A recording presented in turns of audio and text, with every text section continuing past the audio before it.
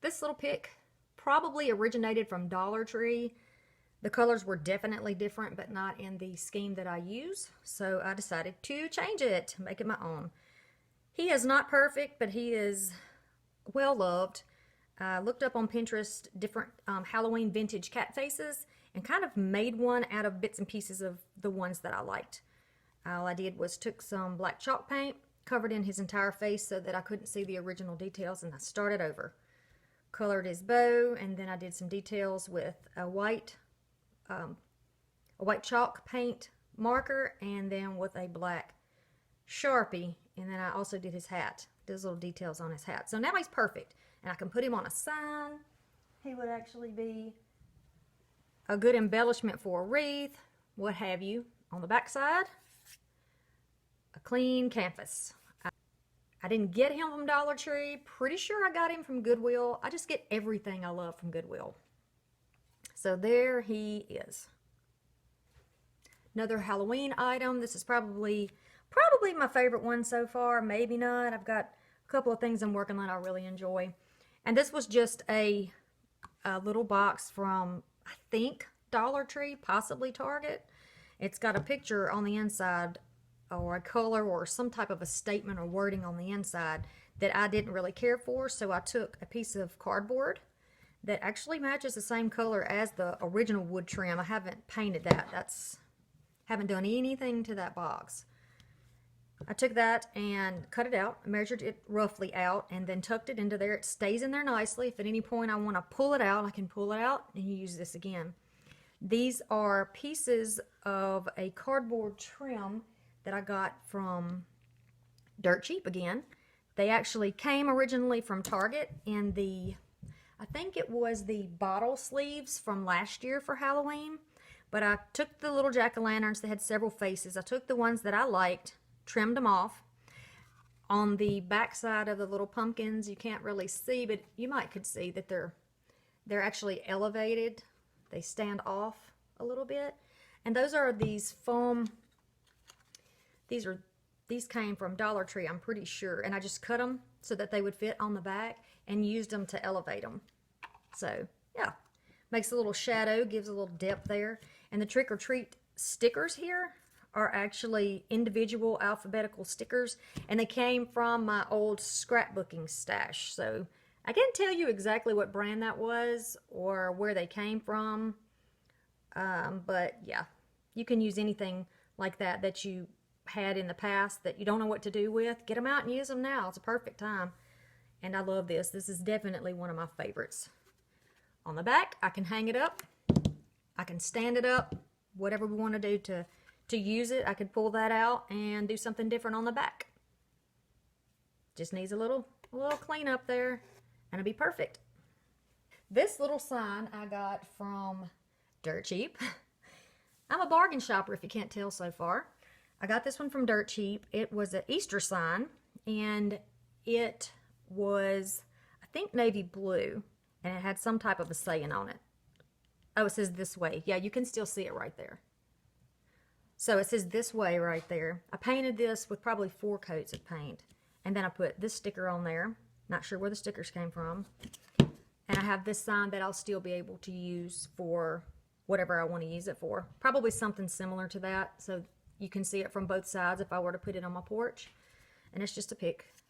They were in 3 packs. I got them 90% off. They were $1 a pack.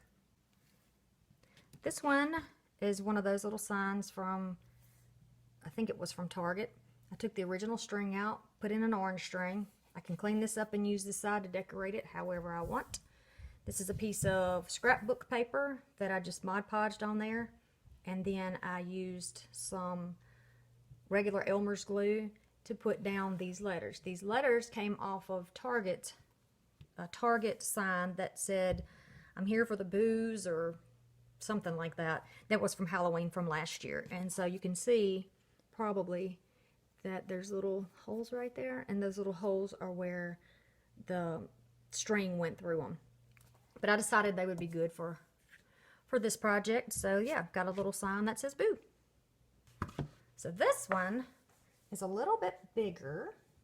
And he was another one of those primitive pieces. He needs another coat of paint. You can see underneath. He was a very dark color. His original color was a redder shade of like that brown color. He was all peeling. He was sad. He really needed some love. I don't know where it originally came from, but there's its original tag. See, this is the color that it was. Really, really dark, that dark green. And so I decided to paint over it. Just probably like something that you sit on the porch or sit up by the fireplace. That's probably where he'll live in my house. But I went ahead and saw the diamond in the roof and decided to give him a little makeover. Probably going to add some shading onto this one. Might add a little something up here, some type of embellishment, but I'm not sure yet. This is, again, projects that I'm working on that haven't been completed yet, but I wanted to share it with you so you know what to expect when you come over to my channel. Okay, so this one won't fit in the screen very well because it's huge, so I'm just going to show it to you slowly. This used to be a Santa Claus stand, and I changed him into a Scarecrow. So here he is in all of his fall glory, his harvest glory. I think that he is complete. Pretty sure I'm not going to do anything else to him. But I'll add some footage of him standing up so you can get an idea of what he looks like. I don't have a before picture of him. It was actually a primitive looking Santa Claus, though. I can tell you that much. You can see across the eyes right here is where Santa's mustache was. And I just went over to Pinterest and I looked at Scarecrow faces and I came up with a combination that I liked. And this is what he looks like. He is a combination of all kinds of stuff. If I can find another sign like him, I'm going to redo that for you so you can see exactly how to do it. It was so easy. Really, I loved it. This was a fun project. So here's the back. You can see that it's a stand. You can just prop him up on the porch. The back of it needs a little bit of attention to cover up the stuff, to cover up the mechanics, because you will be able to see this when it's sitting on my porch. And there's a little nick out of it, but we don't care. You know, we don't mind that because he's a Scarecrow. And he's had it tough. He stands out in the field all of his life, so he's entitled to have a few dents and dings. But anyway, that's it, and that will complete this video. I hope you enjoyed it, and I hope that you come back so we can finish these projects, and we got lots and lots and lots of harvest and Halloween and then Thanksgiving and Christmas projects coming up, because this is my favorite time of the year that we're coming into. And although it seems a little early because it's July, I still think it's important to start getting this stuff out now, so you have time to take your time and to collect the things that you need to put these pieces together, so that you'll have some things that are uniquely yours, and you can do it on a budget. You don't have to go out and spend a whole lot of money on something that you might not really love. Okay, thanks for watching. Be sure to subscribe. Bye.